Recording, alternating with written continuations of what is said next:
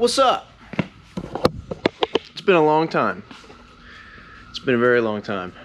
Man, you either just saw the RSV4 and the F900R video, or this is coming out before it, but the other video should be first, so y'all have no idea what the fuck is going on in the shop right now. So I gotta fill y'all in. I know y'all saw me pull up. Still got the LS Jeep. Still runs great, drives great. We still got the Cummins. We still got the Miata. Cummins actually sprung a coolant leak on a EGR bypass hose.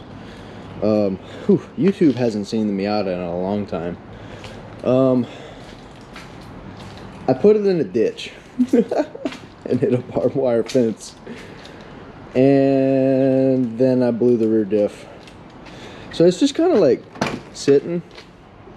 I don't really want to buy a rear diff because of, you know, we've got some damage. We've got some damage, but I mean, it still runs, so whatever. This is the Beamer. We got a new 2021 F900R. This thing's a beast. I think you guys should have seen the video already, so if you haven't seen this yet. So this is the new project that we're gonna be working on from now on. Honestly, I'm really excited. We got another Jeep.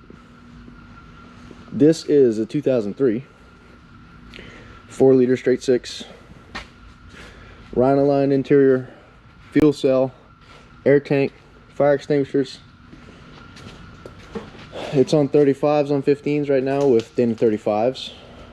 It's got a Metal Cloak 3.5-inch lift. I got this thing for $2,500 in Texas because it didn't run, because the fuel pump wiring melted.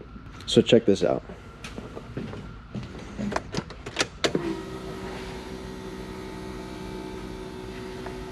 $152,000 miles.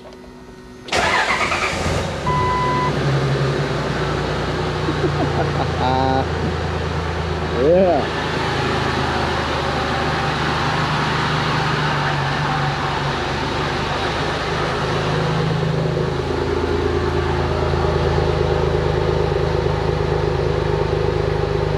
So the plan with this is not really what you'd think it'd be.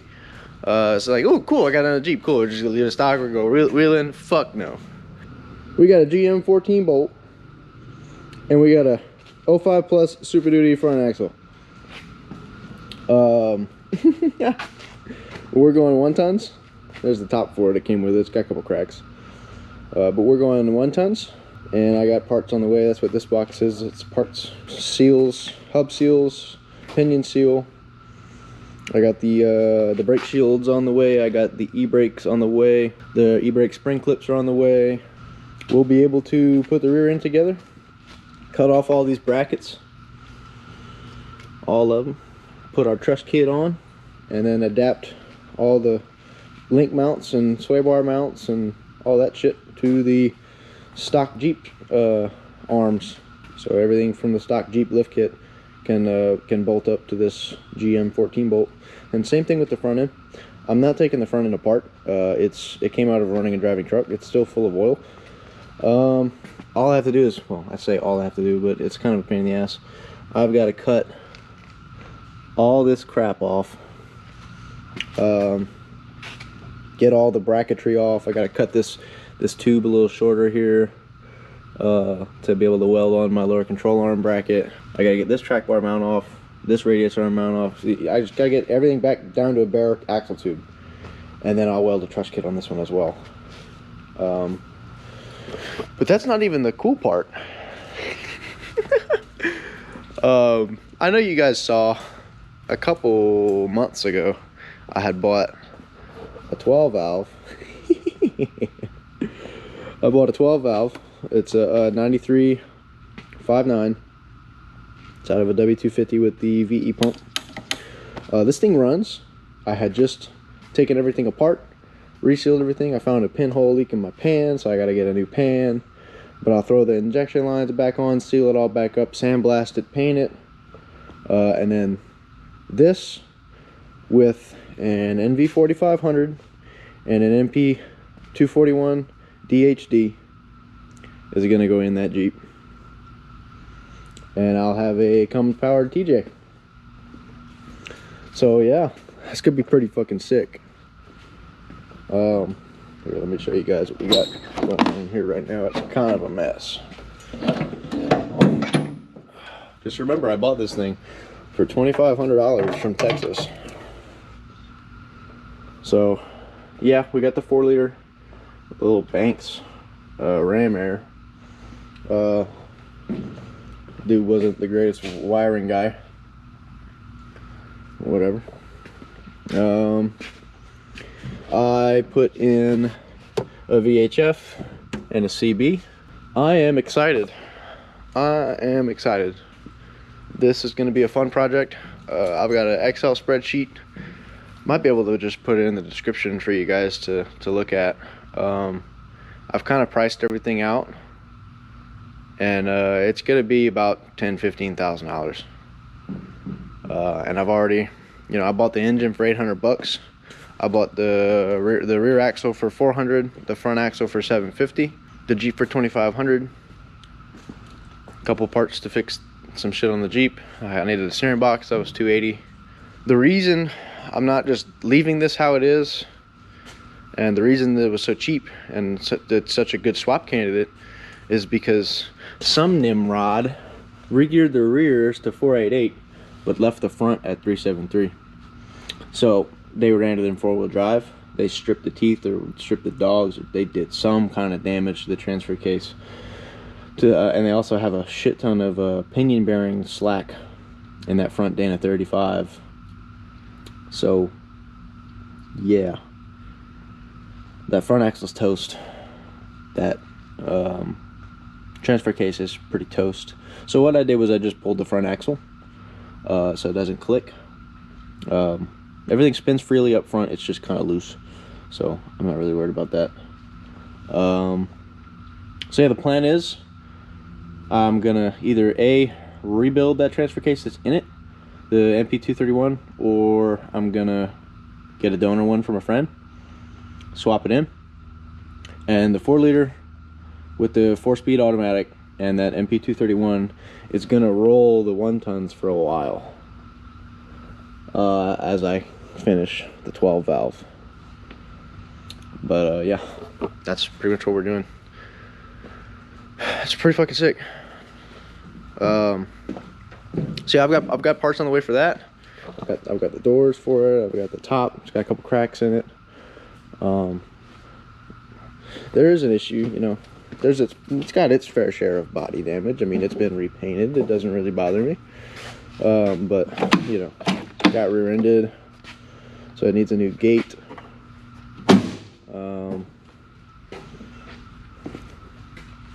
But I mean, other than that, it's fucking solid. It's got these chinky ass fucking rock sliders. I'm gonna go with the high clearance front fenders because this one's got a little bit of damage from flexing too much. See that? I'll get rid of the flares. I might make my own flares for back here, because what I'm gonna do is I'm trying to fit 40s. So I think I'm gonna cut as far forward as I can, which I don't think I'm gonna have to cut. And then for the rear, I'm gonna cut far back like this, so I can fit 40s, articulate 40s, and it already has a fuel cell, so I don't have to worry about the fuel tank hitting the 14 bolt. I'm gonna have to stretch it a tiny bit. Yeah, I mean, just this lift kit alone is like $2 grand. It's the Metacloak dual rate spring kit. See the dual rate springs up there? I don't know what shocks those are, but the arms are Metacloak. So, and it's got a slip yoke eliminator on this 231 and an Adams drive shaft, slip shaft. So I think I got the thing for steel. But yeah, I might as well, throw a little video of this running in here.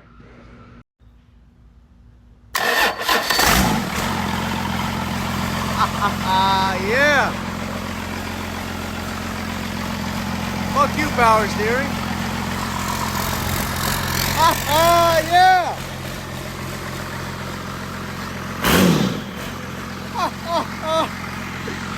Woo!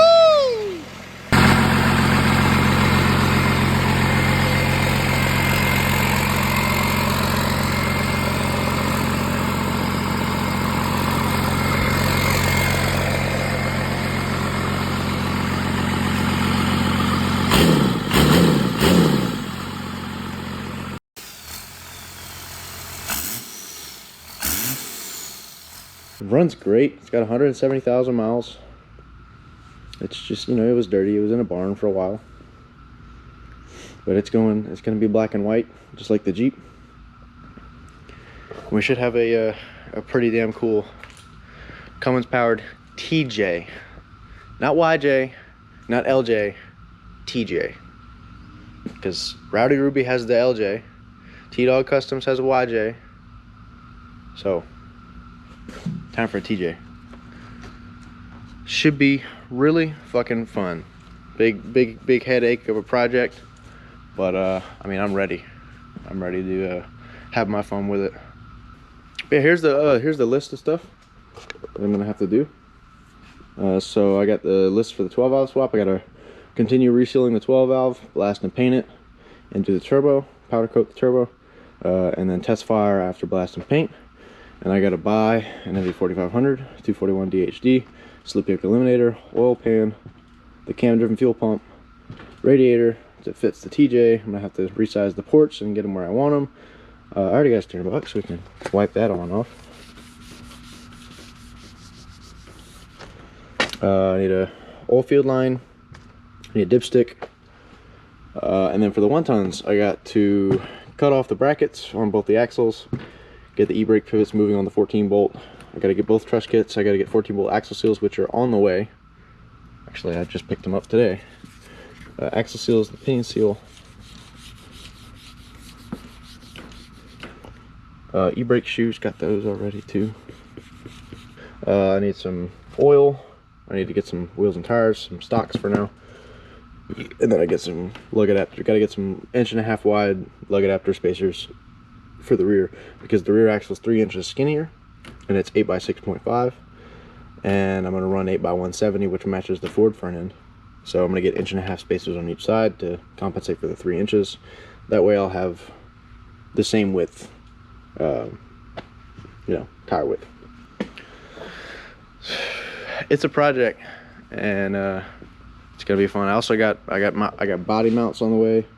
Yeah, let me know what you guys think about this project. If you guys have any tips, if you guys want to tell me it's not gonna work, you know, I'm gonna tell you all this right now.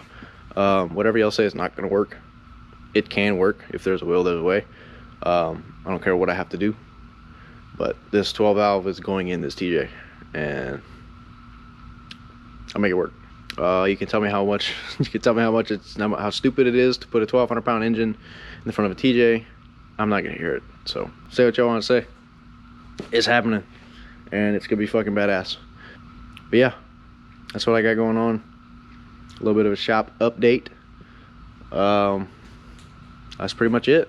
Let me know what you guys think. Questions, comments, all that. Drop it down below.